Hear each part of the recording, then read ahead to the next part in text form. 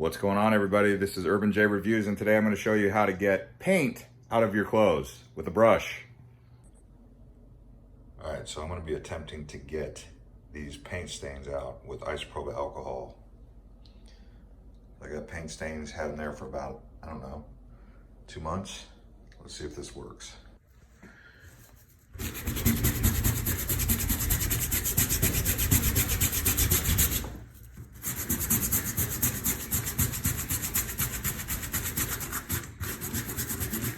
So after about, I don't know,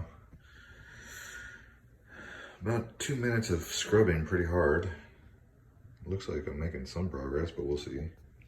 These cat hairs over there. All right, so I found that also using a little bit of your fingernail can help get rid of some of these.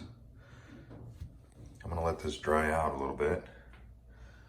Hard to tell if it's going away. I think it is.